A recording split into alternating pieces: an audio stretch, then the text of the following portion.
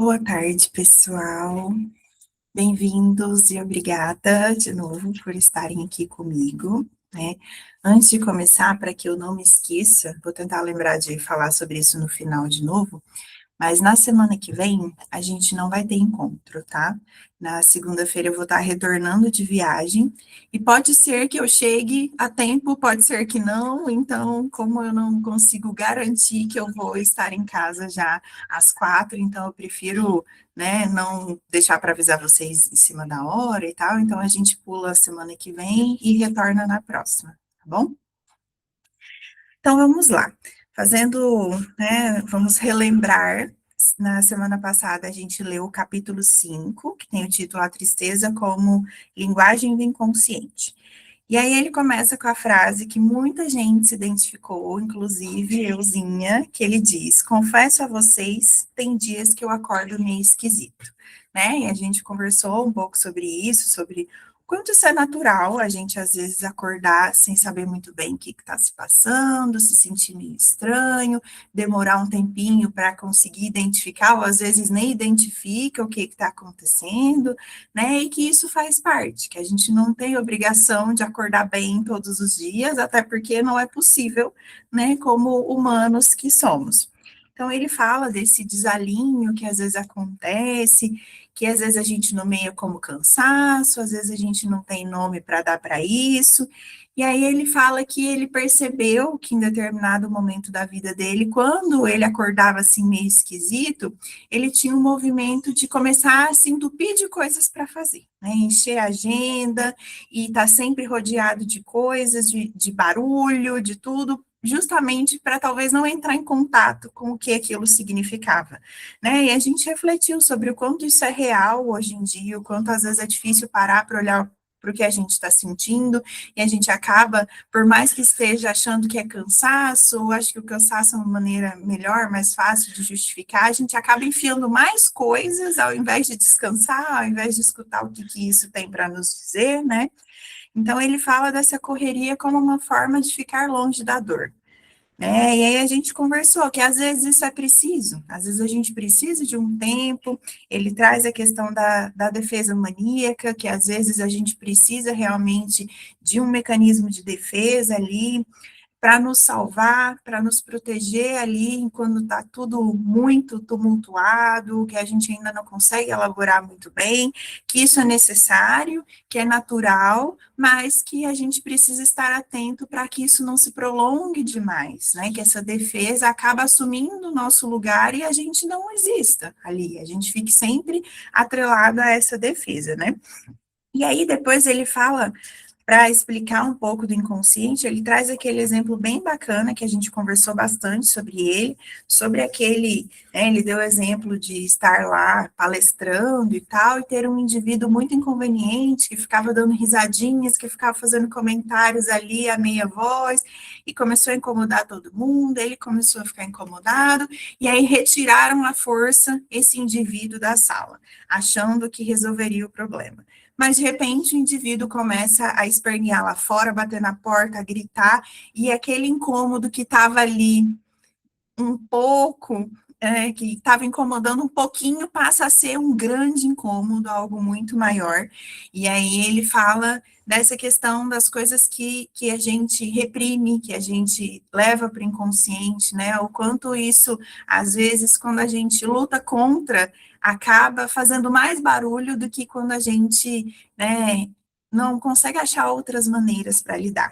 Ele fala dos vigias na porta, né, para não deixar esse indivíduo voltar, e fala sobre um caminho do meio, que não é nem aceitar ele ali fazendo barulho, nem botar ele para fora, mas tentar fazer um acordo com ele para que ele fique ali presente, mas que ele, né, mantenha ali uma civilidade, vamos dizer assim, e que todos possam conviver minimamente em harmonia, que é o que a gente conversou, que a gente busca em análise, né? Trazer para a cena essas coisas que estão no nosso inconsciente, passar por esses vigias que estão ali na porta, mas não trazer aquela coisa do mesmo jeito que ela era antes. Trazer com alguns acordos, encontrando formas de lidar, combinados que vão funcionar, para que a gente consiga existir junto com aquele incômodo, junto com aquele negocinho inconveniente que está ali dentro de nós, mas que faz parte e que se a gente joga ele para fora, ele pode vir com mais força e incomodar ainda mais.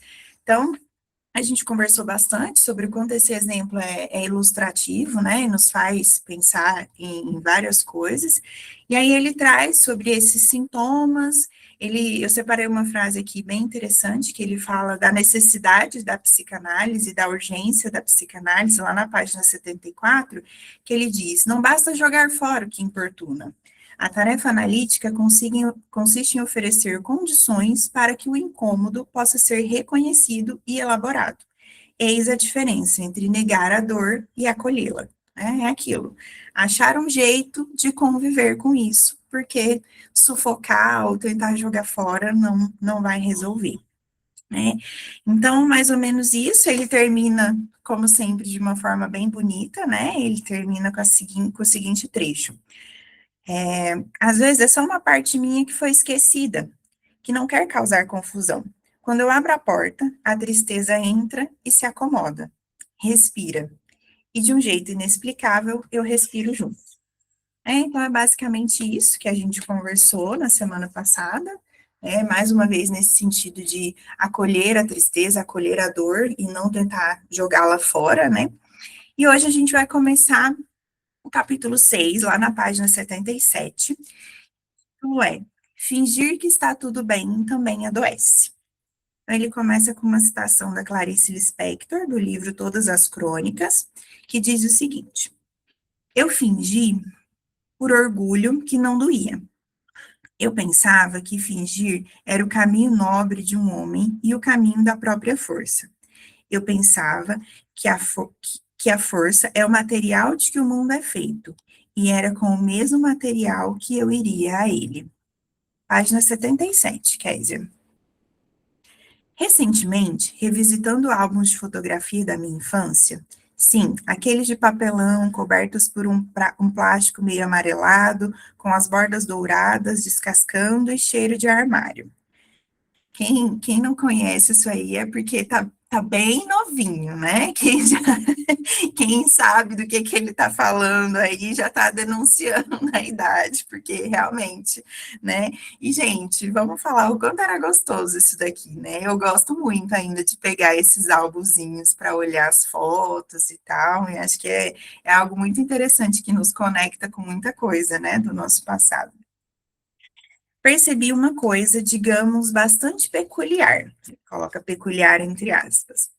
Em quase todas as fotos de aniversário, eu estou emburrado, com uma expressão de quem gostaria de estar em outro lugar, ou de quem queria poder simplesmente brincar com os brinquedos novos em paz, sem precisar sorrir para a câmera ou abraçar um adulto suado que repetia: cadê o sorriso, menino?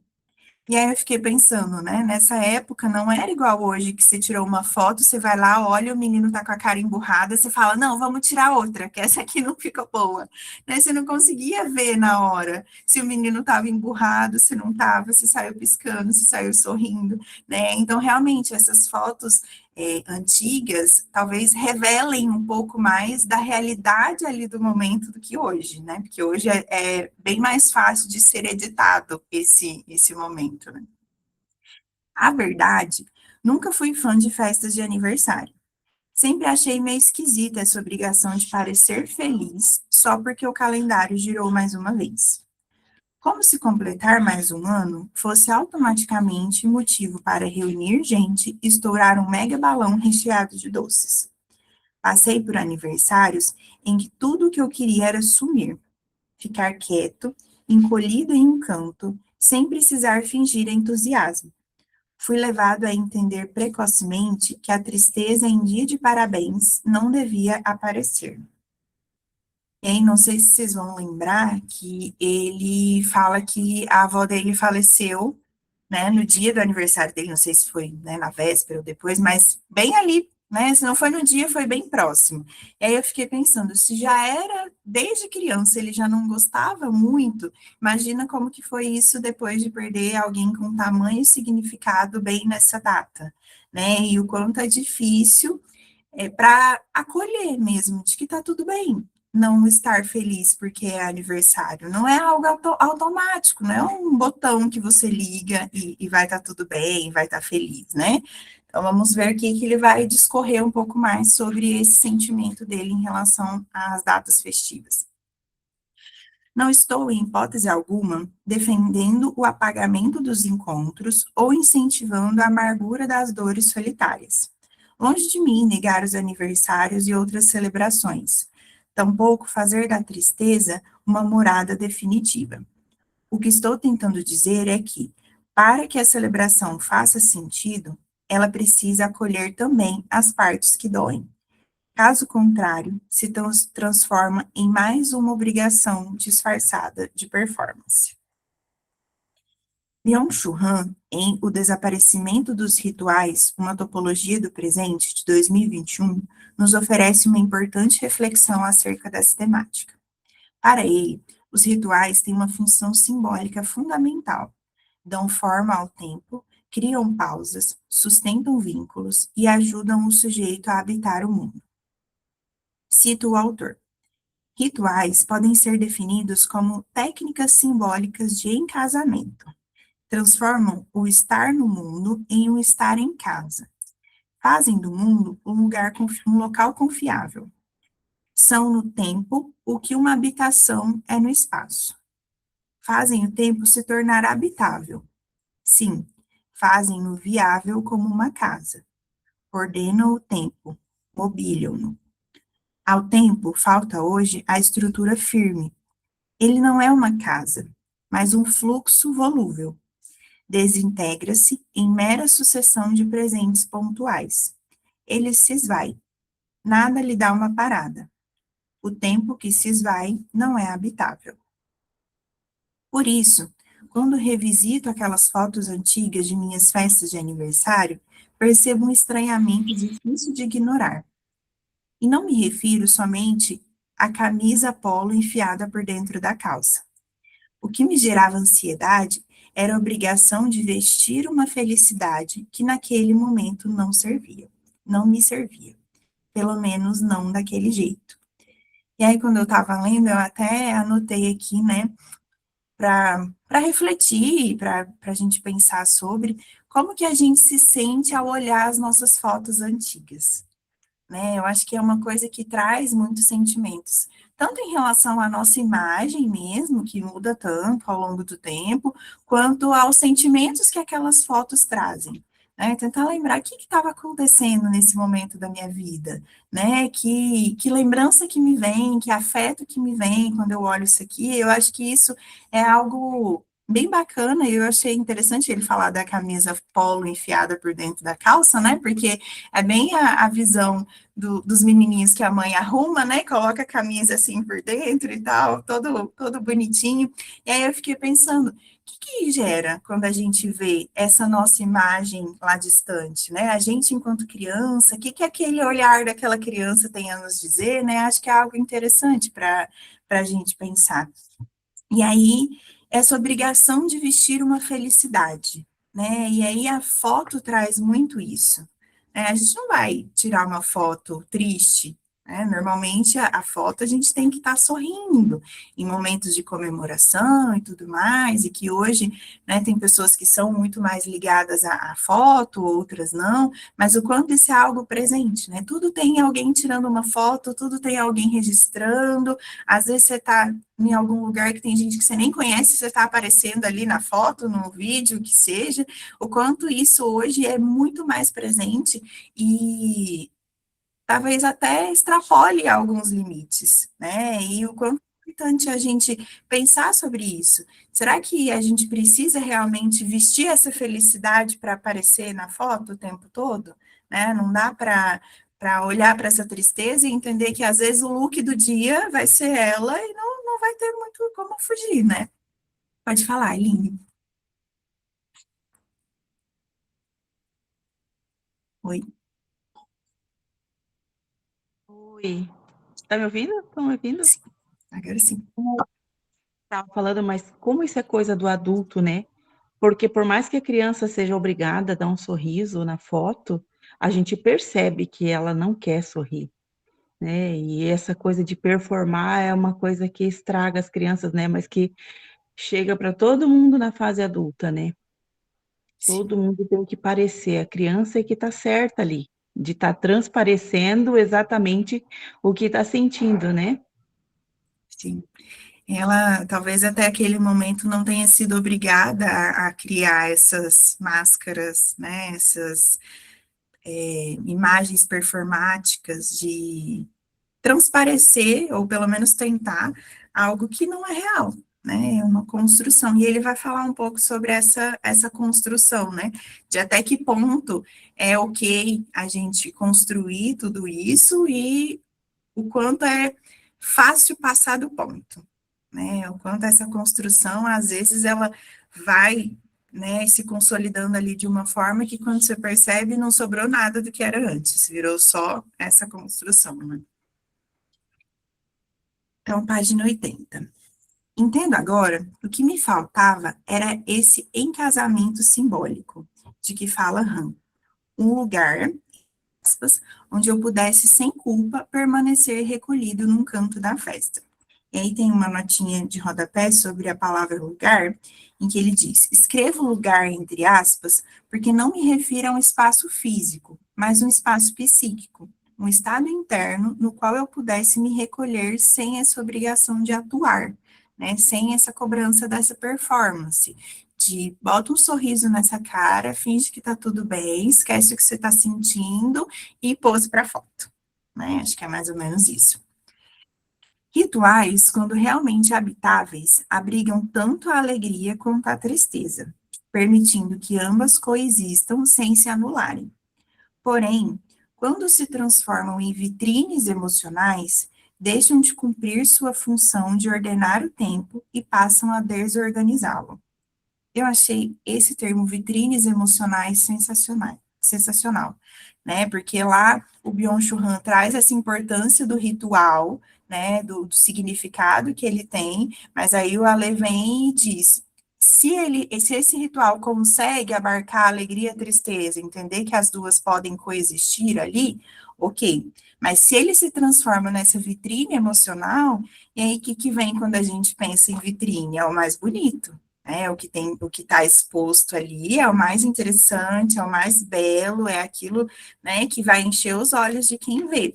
Então, acho que esse é o ponto, né? Esses rituais, eles são importantes, sim, mas se eles forem verdadeiros, né? Se eles conseguirem mostrar os dois lados, se eles conseguirem suportar essa ambivalência que é inerente, né?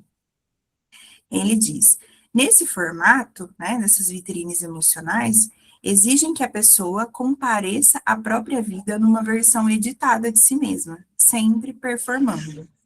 É nesse terreno artificial que o adoecimento começa a germinar.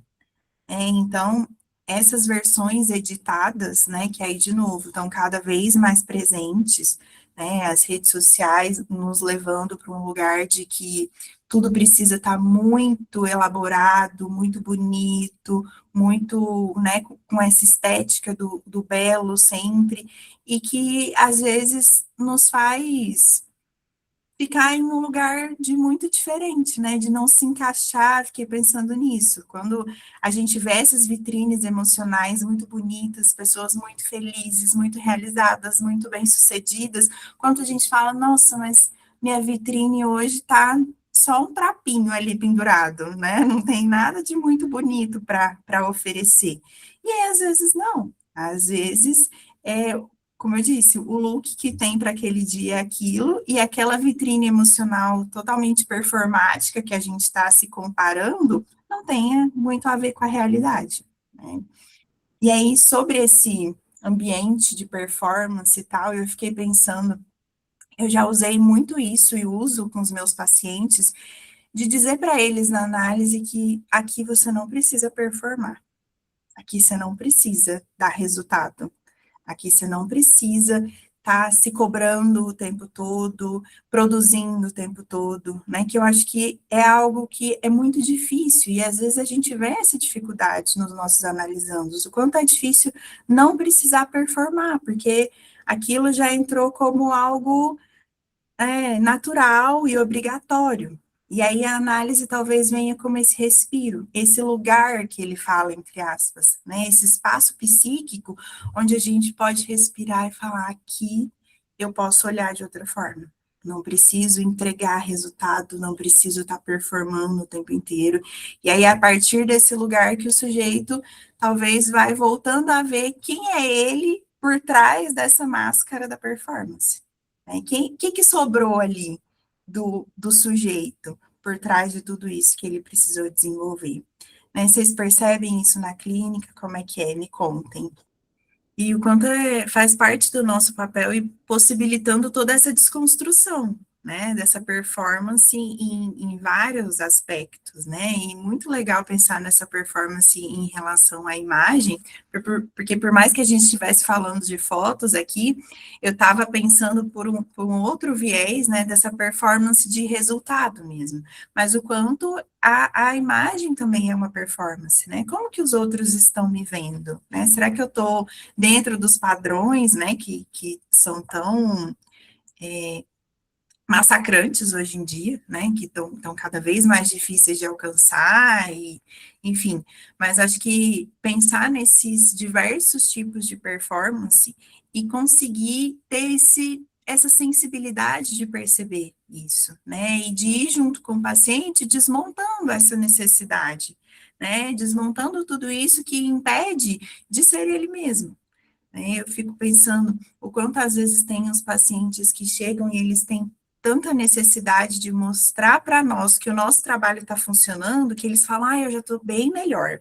Você fez 3 sessões e eles já estão: nossa, como eu melhorei, como já está tudo melhor, e não sei o quê. E aí você fica assim: mas, né, será que deu tempo de melhorar tanto assim mesmo, né? Então, essa performance, inclusive, frente ao analista, como se a gente ainda estivesse ocupando esse lugar cultural de que eu preciso mostrar para ele que eu estou avançando, né? Eu preciso mostrar que está dando resultado, que o trabalho dele está sendo bom também, e aí a gente vai desconstruindo isso. Né? Não, até porque a análise não é um processo linear, né? Não tem como a gente controlar essa melhora, né? Suposta melhora aí.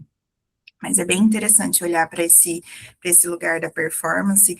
Então, é algo que eu faço bastante, de marcar para esses pacientes que a gente percebe esse movimento na vida, de dizer para ele: aqui não precisa, aqui pode se desmontar no sofá, né, no seu divã virtual. Eu também só atendo online, então, seja na sua cama, no sofá, onde você estiver, mas vamos tentar ter pelo menos esse espaço inicial em que você possa, né, se desapegar dessa performance e ser você mesmo. E eu acho que isso é bem importante. Mais alguém quer comentar algo? Não? Então vamos seguir. Tal modo de existir despertou o olhar atencioso de Winnicott. Em seus atendimentos, ele notou um padrão recorrente. Muitos pacientes chegavam impecavelmente adaptados. Sabiam como agir, o que dizer e como corresponder às demandas externas. Era como se essas pessoas soubessem apenas viver papéis, perdendo o acesso à própria essência. É importante dizer que Winnicott foi o autor da psicanálise que ficou conhecido por tecer a sua própria concepção de desenvolvimento emocional, sustentando a tese de que ele precisa acontecer sempre em primeira pessoa. E coloca uma notinha de rodapé recomendando aqui um artigo do Alfredo Nafaneto, coloca aqui onde está disponível e tal. Isso significa que o bebê, desde o início, é convocado a ser sujeito de sua própria história. Ainda que nos primeiros meses, esse protagonismo exista apenas sob a forma de uma ilusão de onipotência. O bebê cria o seio que está lá para ser encontrado. Eis o grande paradoxo da teoria winnicottiana. Para Winnicott, nos primórdios da vida, não há um eu separado do ambiente.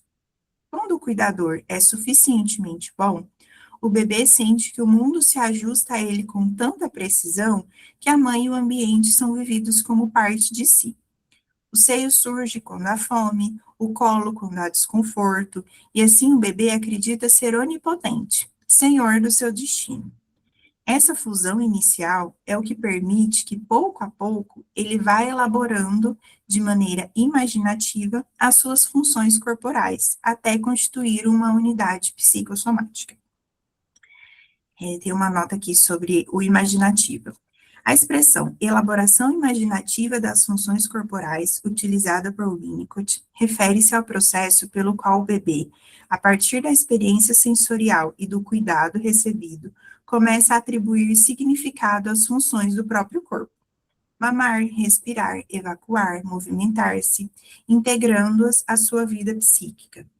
Não se trata apenas de funções biológicas, mas de experiências que, ao serem apropriadas, passam a fazer sentido e a compor a base da subjetividade.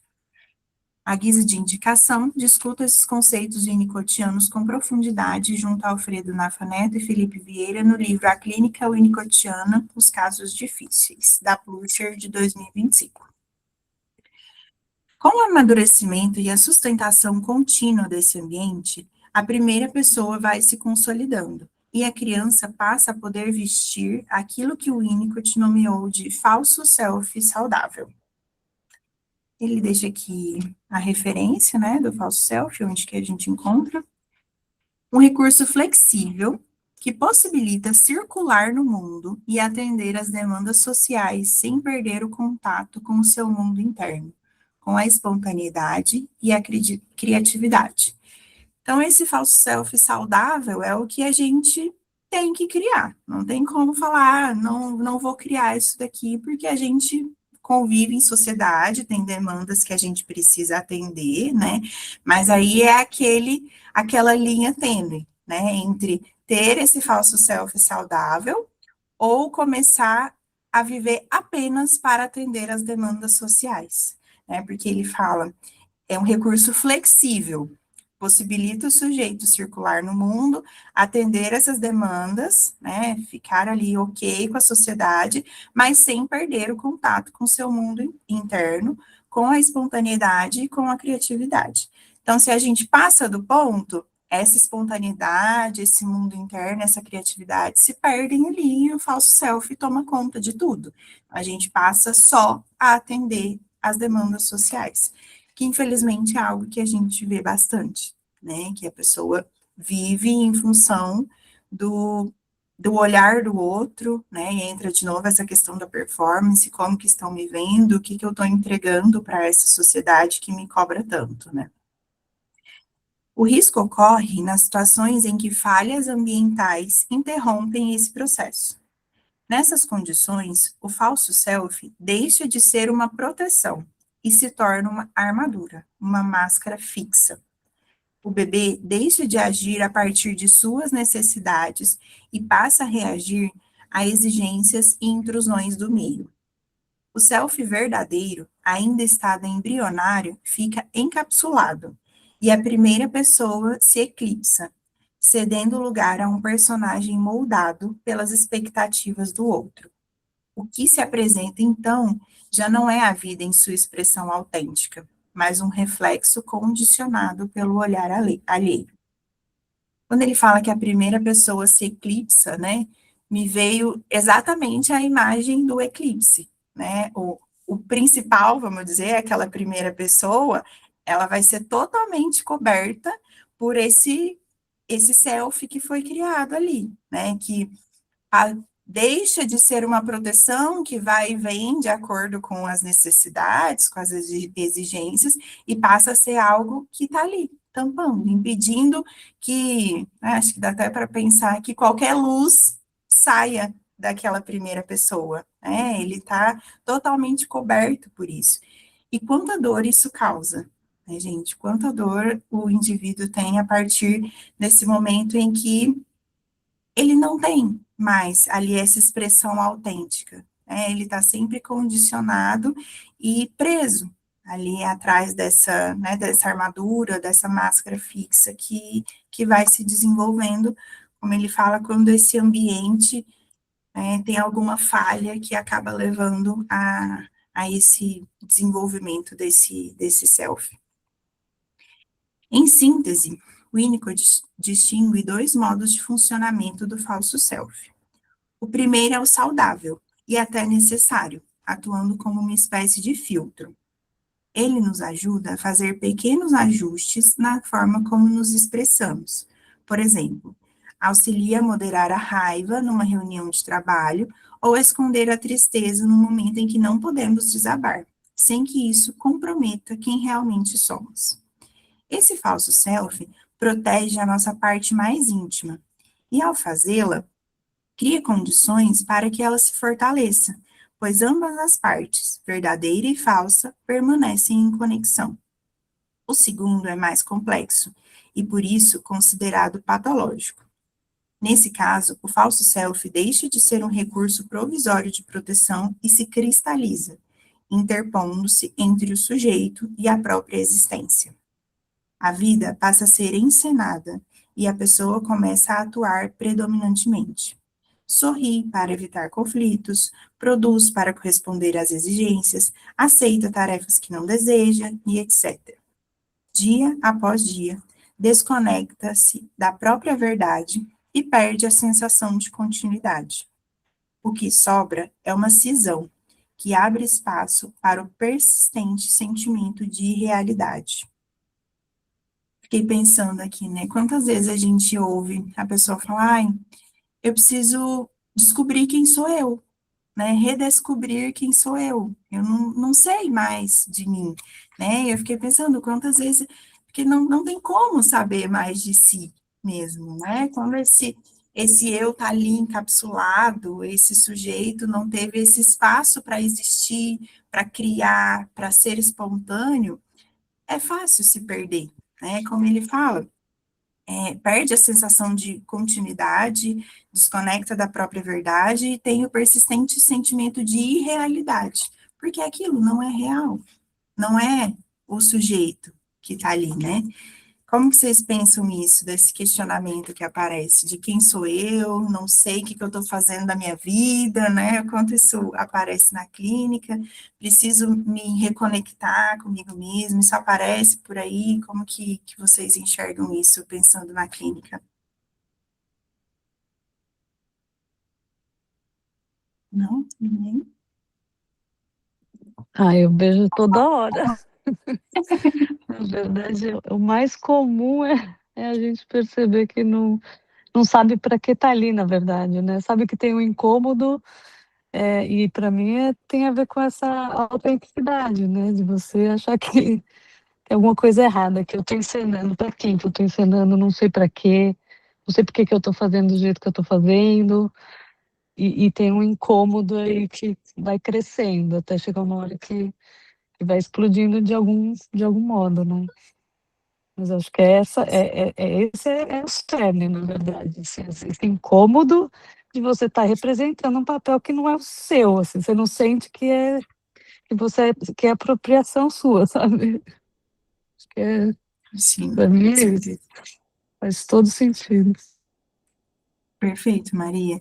E aí, como ele fala, às vezes isso é tão primitivo, né? Às vezes isso acontece, né? Normalmente isso acontece lá na constituição do bebê. Então, ele realmente, ele se perde em uma fase tão inicial da vida, que é como se ele tivesse que achar algo que ele nem conheceu direito, né? E aí, de novo, eu vejo a análise como esse espaço de construção, é de realmente, né? Você não vai descobrir de uma hora para outra quem é você. Talvez você vai ter que reconstruir isso ou construir do zero, que seja, né, para entender quem sou eu a partir do seu desejo, do que faz sentido para você, né, tentando diminuir o impacto desse olhar do outro, né, desse olhar tão massacrante, dessa máscara, né, dessa armadura. E aí eu até lembrei de um livro que,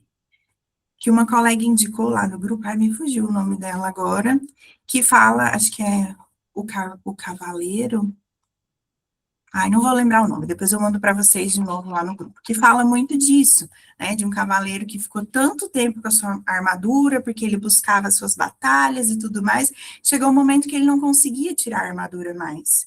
Ninguém sabia mais o que que tinha ali embaixo, porque aquela armadura virou parte dele. E aí, para que ele fosse conseguindo tirar essa armadura, ele precisou passar por uma jornada.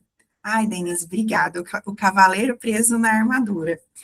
Ele precisou passar por toda uma jornada, né, em busca da verdade, do autoconhecimento, de descobrir várias coisas, de mudar a visão sobre várias coisas, e a cada passo que ele dava dentro dessa jornada que foi estabelecida, um pedacinho da armadura ia caindo. Né? Então chegou em um ponto que ele via que aquela armadura estava ali, ele precisou dela em algum momento, mas chegou um ponto que ela virou um incômodo, ela não fazia mais sentido. Ele queria se livrar daquilo, mas não sabia como, né? E olha como isso é simbólico, né? E para conseguir ir se livrando disso, ele precisou passar por um árduo processo, para que ele pudesse se livrar daquilo sem se desintegrar também, junto com aquela armadura, né? Então é bem legal, é um livro bem curtinho. Se depois vocês tiverem interesse, acho que vale a pena e dá para a gente ter esse olhar aqui dessa armadura que vai se tornando o sujeito, né? Ela vai substituindo o sujeito e aí deixa de existir alguém ali dentro, passa a ser tudo só a armadura, né? Então, ele traz aqui um exemplo, como ele gosta de falar de filmes e livros, né? Ele traz aqui na 83. Um bom exemplo desse fenômeno pode ser visto no filme O Show de Truman, de 98. Confesso que eu acho que eu não assisti esse filme. Truman, interpretado brilhantemente por Jim Carrey, leva uma vida aparentemente perfeita numa cidade acolhedora, cercado de pessoas sorridentes e com uma rotina bem ensaiada. Porém, o que ele não sabe, e nós espectadores logo descobrimos, é que tudo aquilo é uma encenação. Desde o nascimento, Truman é protagonista involuntário de um reality show. A cidade é um estúdio, os amigos figurantes. Até a sua esposa foi contratada para fingir afeto. Na linguagem winnicottiana, podemos dizer que Truman vive aprisionado em um falso self patológico. Sua vida se organiza inteiramente a partir das expectativas e roteiros impostos por um ambiente, que, embora pareça acolhedor, é, na verdade, controlador e invasivo. Não há espaço para espontaneidade, pois tudo já está previamente decidido. A ilusão criativa que deveria marcar o início da vida, possibilitando que o bebê ou adulto se sinta autor da sua própria história, é substituída por uma ilusão fabricada.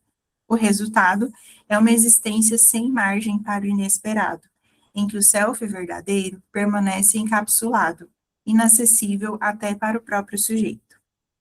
A ruptura desse ciclo, como vemos no momento em que Truman decide atravessar a porta de saída, não é simples nem isenta de dor. Enfrentar o desconhecido implica perder a segurança ilusória e encarar a vulnerabilidade de viver sem roteiro. Na clínica, esse movimento pode acontecer de forma mais silenciosa, mas carrega a mesma tensão.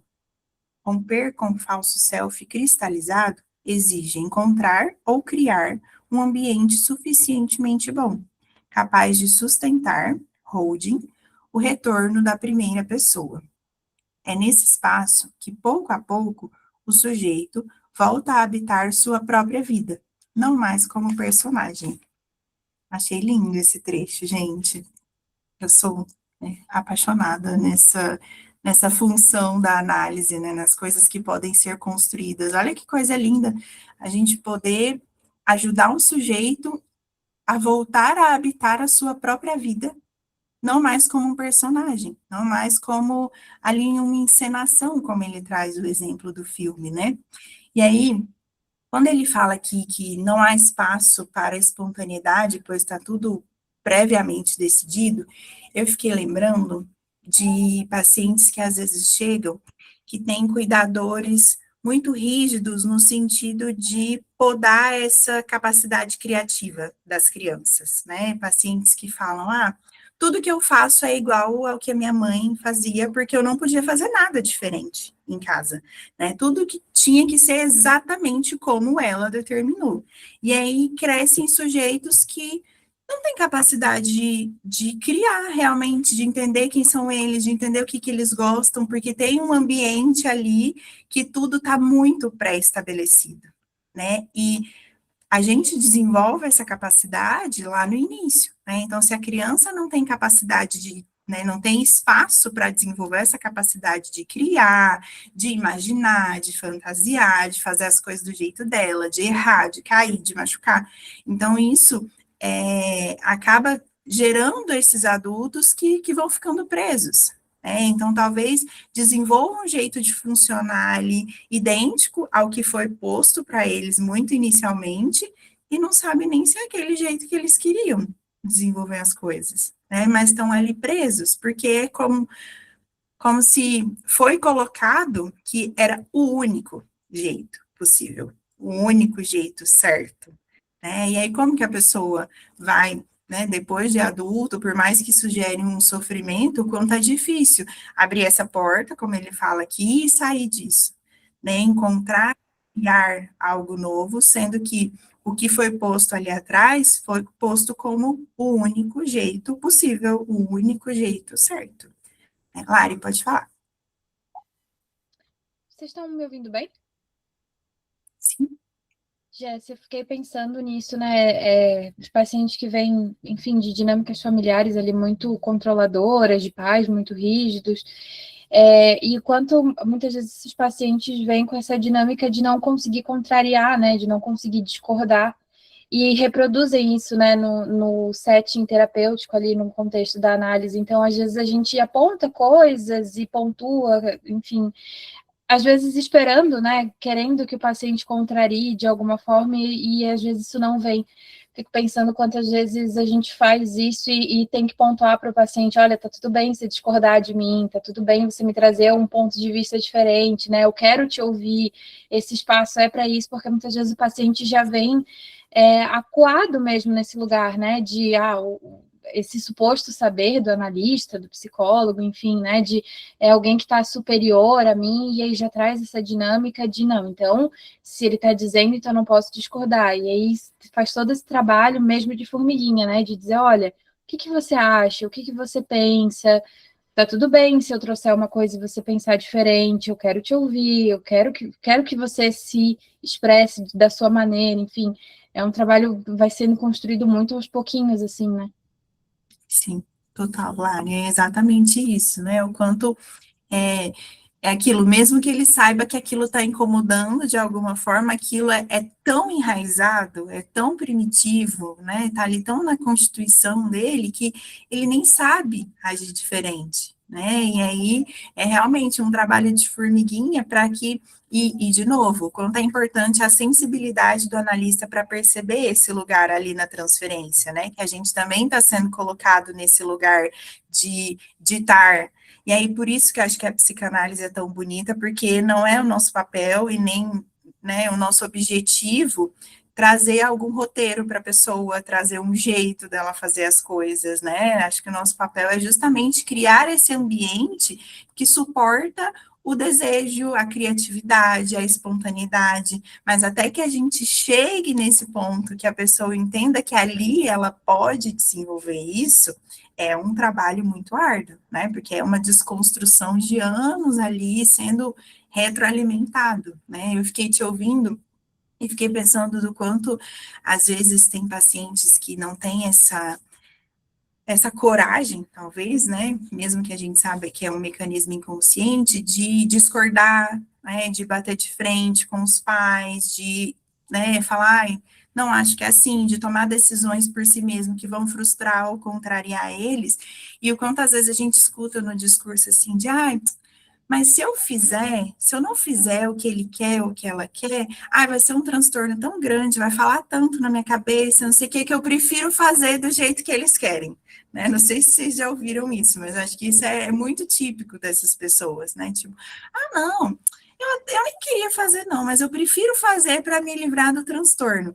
Só que E o transtorno que está ali de não poder fazer o que é do seu próprio desejo, né? E o quanto isso é realmente um trabalho, assim, passinho por passinho, exatamente, Lari, para evitar a fadiga. Eles usam muito isso, né? Tipo, eu fiz do jeito que a minha mãe queria só para evitar a fadiga, porque senão depois ia virar uma discussão, uma falação na minha cabeça, nananana, porque justamente não consegue lidar com esse desconforto de contrariar o outro e lidar com as consequências disso. Porque o contrariar o outro vai vir com consequências, sejam elas, né, de que maneira que elas se apresentem, mas vai vir com consequências.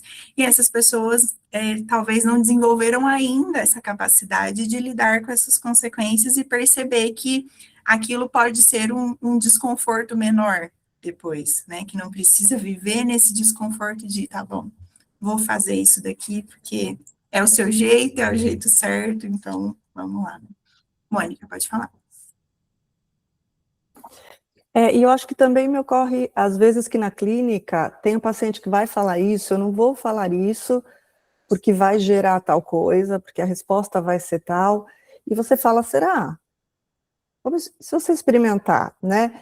E o quanto é de uma coisa muito cristalizada lá de trás, que não é mais verdadeira, ele foi aprendido dessa forma, mas já se transformou e a pessoa não conseguiu perceber aquilo. Então, com o apoio terapêutico, né, o que ela vai conseguir fazer é isso, ela vai testar essa hipótese na realidade, vai ver que não era tão assustador, que ela dava conta, que não é tão verdadeiro como ela imaginava, né, isso é muito legal também, de poder ajudar o paciente a fazer, porque sozinho ele não faria, né, nem pensaria e não teria coragem de fazer sozinho, aí você vai lá e faz ele fazer esse laboratório mesmo, né, faz no sentido de proporcionar, cutuca ele para considerar essa alternativa. Isso que eu acho que é muito legal também, né? Desmistificar aquela ideia que ele tinha, né? Sim, plantar aquela sementinha do questionamento ali de, será mesmo? E aí você foi falando, eu fiquei lembrando do que a Marion Minerva fala, da questão da criança no adulto, que é quem se apresenta em análise, né? Quantas vezes a gente vê os pacientes, assim, com medo da reação dos pais ou de uma pessoa, né, que exerce um certo poder ali, frente a uma negativa deles, como se realmente fosse uma criança frente àquela entidade tão poderosa, né? E às vezes não, às vezes a pessoa é adulta, já é independente, já tem lá não sei quantos anos, e a reação, né, o sentimento dela ao frustrar os pais está estritamente conectada à sensação que ela tinha lá quando ela era criança, né? Então esse medo vem, essa coisa que parece até desproporcional às vezes, mas que precisa ser interpretada de uma forma, né, muito acolhedora, no sentido de que não é o adulto que está sentindo aquilo ali, é aquela criança ali que se constituiu daquela forma que está com aquele medo, né, de qual vai ser essa reação, e como você bem trouxe, Mônica, que talvez nem vai existir essa reação, né. Então, é uma linha muito tênue aí em tudo isso, né, para que a gente consiga proporcionar esse espaço para que essa pessoa vá entendendo que ela pode discordar, ela pode frustrar, ela pode criar a partir do que vem de dentro dela, realmente, né? Então, vamos lá, acho que dá tempo de ler. Falta bem pouquinho, vai dar tempo de terminar. Não à toa, mesmo adulto, ainda sinto uma pontada de desconfiança diante de certas festas. E não falo só das celebrações de aniversário. Há encontros em que o clima exige mais representação do que presença. Uma presença verdadeiramente implicada. Nesses momentos, percebo a criança emburrada das fotos, espiando do canto da memória, desconfiada do que estão pedindo. Hoje, já não preciso escondê-la. Entendi que a minha tristeza, gerada pelo incômodo frente a uma alegria imposta, é um modo de permanecer fiel ao meu próprio ritmo. Ela me lembra que viver não significa cumprir roteiros, e sim habitar o tempo com as emoções que realmente estão ali, mesmo que destoem da música ambiente. Eu amei essa frase também, né? Viver não significa cumprir roteiros, e sim habitar o tempo com as emoções que realmente estão ali, mesmo que destoem da música ambiente. Essa música ambiente, muitas vezes, é uma música ambiente bem tóxica, né, que tá levando a gente para uns lugares que não são muito legais, e a gente acaba, no automático, às vezes, dançando aquela música que nem faz sentido nenhum, nem é o estilo que a gente gosta. Essa fronteira entre uma vida vivida em primeira pessoa e uma vida encenada para o olhar alheio, na primeira. Desculpa, gente. Essa é a fronteira entre uma vida vivida em primeira pessoa e uma vida encenada para o olhar alheio. Na primeira, há espaço para chegar à festa com um sorriso aberto ou com a quietude de um dia mais introspectivo, sem ter de disfarçar nenhum dos dois. E eu acrescentei uma aqui, ou de nem ir na festa, né? Então, acho que é isso também. Às vezes a gente não quer ir e ok, né? Não somos obrigados a ir, nem triste e nem feliz. Às vezes a gente nem precisa ir. Ele coloca uma notinha aqui que eu achei interessante, que ele coloca assim: gostaria de agradecer aos meus amigos que, com maturidade e generosidade, têm paciência para me acolher como eu sou. Em alguns dias, alegre, festivo e empolgado. Em outros, mais calado, introspectivo. E justamente por isso, mais eu.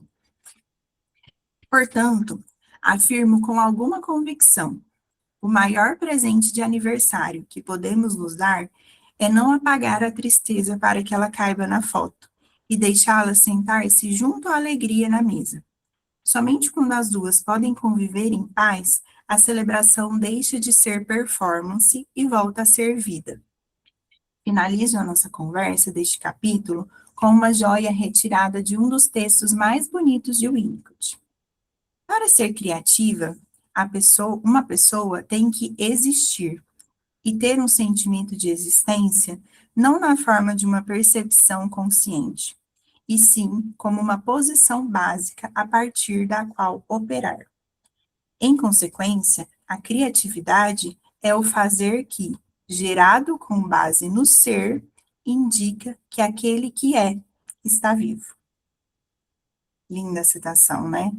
E acho que é bem importante essa questão desse sentimento de existência, né? O quanto isso que a gente conversou dessas pessoas que não têm espaço para existir, não têm espaço para criar, que estão ali muito restritas, né? Que têm esses cuidadores muito controladores, que não dão espaço, ou às vezes ambientes que são muito desestruturados e que essas pessoas não têm condições de existir mesmo, desde o início nesses ambientes, seja por quais questões forem, mas ambientes que não proporcionam essa existência. Como que essa pessoa vai criar se ela nem consegue existir? Né? E o que é o existir pensando psiquicamente? Né? Essa questão que meninas que vão precisar sair, obrigada, viu? Beijo para vocês. O quanto é penoso, é dolorido essa existência que é só uma existência superficial ali. A pessoa existe, mas ela não tem esse sentimento interno de existência, né, que ele traz. Ela não tem essa capacidade de criar, ela não tem esse espaço para ser realmente, né, porque está sempre ligado nessa performance. O que vocês acharam? Me contem, alguém quer comentar? Obrigada, Leslie. Até segunda. Falar rapidinho. Eu Pode falar, fica à lembrei, vontade. quando a gente estava falando ali, sobre essa performance, de como eu cheguei para fazer a análise. Eu me arrumava toda, me maquiava toda, gente, era muito engraçado. Tinha que estar tudo impecável, tudo maravilhoso, e isso tudo foi caindo, foi diminuindo, fui encontrando esse espaço seguro para ser eu mesma, sabe? Onde não tinha julgamento, onde não precisava de perfeição. E é tão maravilhoso ver isso acontecendo assim, né? A teoria ao vivo e a cores e na pele, sentindo na pele a teoria. A gente estava conversando ali um pouco antes e eu lembrei disso. E eu pontuei na minha análise. E é claro que era nítido, né, ela percebeu, porque, gente, às vezes eu tô, assim, terminando de lavar uma louça, fazer um serviço, amarro o cabelo, coloco o fone e começamos. Pronto. Muito bom. Sim, ótimo, adorei o expose de si mesma ali. Eu acho que é bem isso, né? O quanto é importante para nós viver essa teoria na pele, né? Porque aí a gente realmente consegue levar isso para os nossos pacientes. O quanto é importante a gente ter esse espaço em que a gente pode existir sem tanta preocupação com esse olhar do outro, né? E aí, a partir disso, a gente vai desenvolvendo também o nosso olhar, para que seja esse olhar que consiga proporcionar esse espaço para os nossos analisandos, né? Porque realmente precisa ser genuíno. Isso aí, a gente precisa realmente sentir na pele, né, que ter esse espaço vai, você falou, eu fiquei pensando, né, sua armadura foi caindo, igual o personagem do livro, né, você chegava toda montada e de repente, né, progressivamente, isso foi não sendo mais necessário, né? Você pode deixar essa armadura para lá e pegar, mostrar realmente a cara como você é. E sem falar um detalhe, né, que saía como um panda, né, da sessão, porque aquilo tudo é derretendo. Exatamente. Hoje é mais prático, né? Sim, com certeza. Amei. Obrigada por compartilhar, viu, Aline? Andressa, pode falar. Boa tarde. Boa tarde. É minha primeira vez aqui. Eu queria compartilhar sobre ali a tua última fala ali sobre o criar, né? Eu tenho uma menina de 11 anos e um menino de 7. E sempre me incomodou, desde sempre me incomodava eles brincar. Me incomodava, porque eu não queria bagunça, eu não queria brinquedo jogado, me incomodava. E depois que eu comecei estudar ali sobre a psicanálise e tal, ouvia várias coisas. Uma vez uma fala minha me chamou muita atenção, que eu falei para eles assim: vocês acham que a vida é só brincar? E a minha menina olhou para mim e falou assim: é, mãe, brincar é legal. Menina, aquilo me arrebentou assim, tipo assim, mas porque eu não brinquei. E aí foi aonde eu consegui entender. E aí agora tu falando sobre o criar, eu nunca consegui criar nada. E eu tinha muito medo de como eu ia criar essas crianças. Mas eu estou vendo que eu não sou perfeita, mas eu estou conseguindo fazer diferente. A minha menina ama artesanato. Olha o que ela fez. Ai, que fofura, gente. Que Ela lindo. fez sozinha. Isso aqui foi no segundo dia que ela foi no artesanato. Só vai mulheres, ela é a mais nova. Então, assim, é uma mistura agora de sentimento, assim, né? Porque eu me culpava muito por como que eu ia fazer, mas, de certa forma, eu acredito que eu estou conseguindo. Eu estou deixando, eu estou entendendo que não é porque eu não tive que eles não podem ter. E quando a gente tem essa visão, esse olhar, fica mais fácil, né? Porque quando ela falou para mim assim: mãe, mas a vida é só brincar. Eu me questionei, por que aquilo me incomodou? Porque eu não brinquei, porque eu nunca criei nada, porque eu não tinha esse tempo de fazer, de sentar e pintar, e hoje eu consigo ver que eles precisam disso, que faz parte do desenvolvimento deles, eles precisam pertencer, só que eu, Andressa, ainda não consigo criar nada. E me tocou muito quando tu falou, porque é bem isso, quando a gente não cria, é como se a gente estivesse assim, flutuando. Hoje eu estou lá, agora eu estou aqui, agora eu vou para onde? O que eu estou fazendo? E ali, né, que é uma coisa assim, da criança no adulto. Porque quando eu estou com a minha mãe, eu, eu volto a ser criança. Quando eu estou com os meus filhos, eu tenho que ser a Andressa de 33 anos. E tipo assim, se ele chegar em casa e estiver desanimado, alguma coisa, não, vocês vão conseguir, vai dar tudo certo. Eu consigo falar para eles, mas quando é para falar para mim, é uma loucura, né, gente?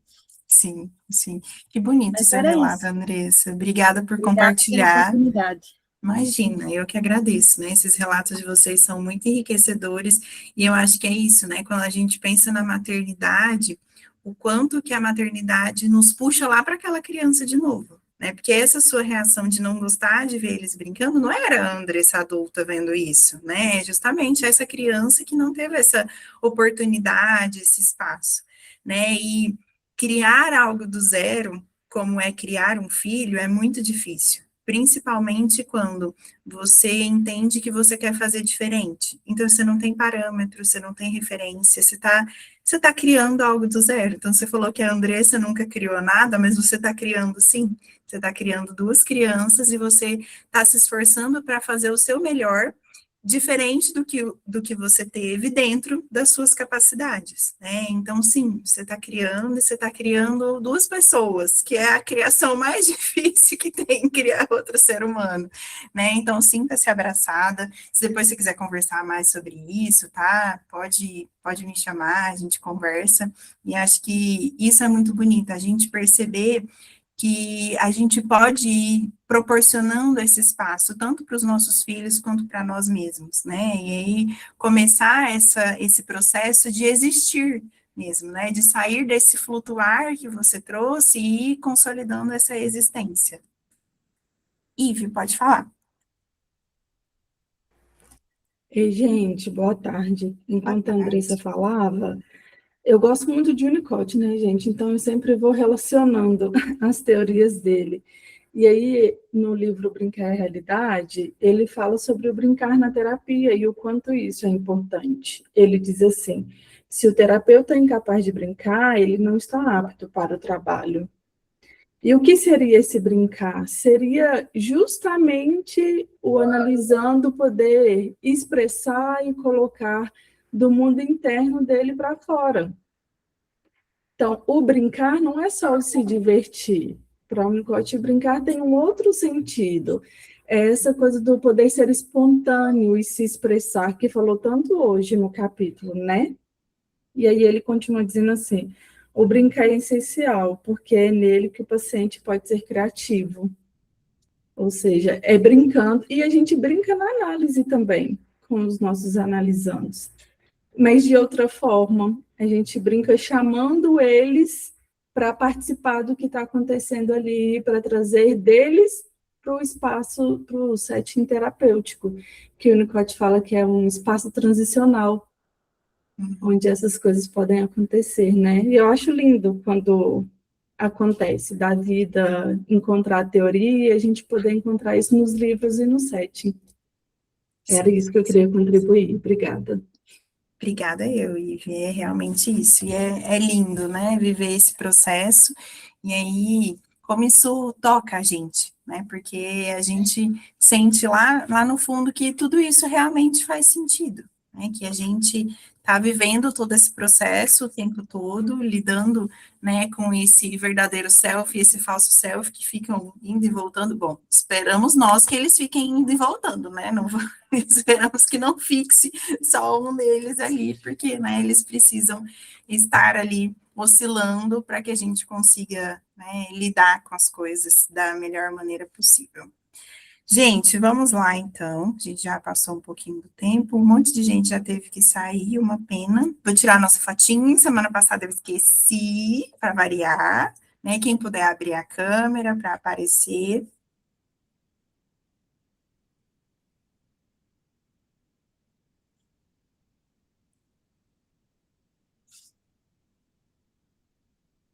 Deixa eu ver se ficou bom. Peraí, deixa eu só ajeitar aqui. Ficou torto.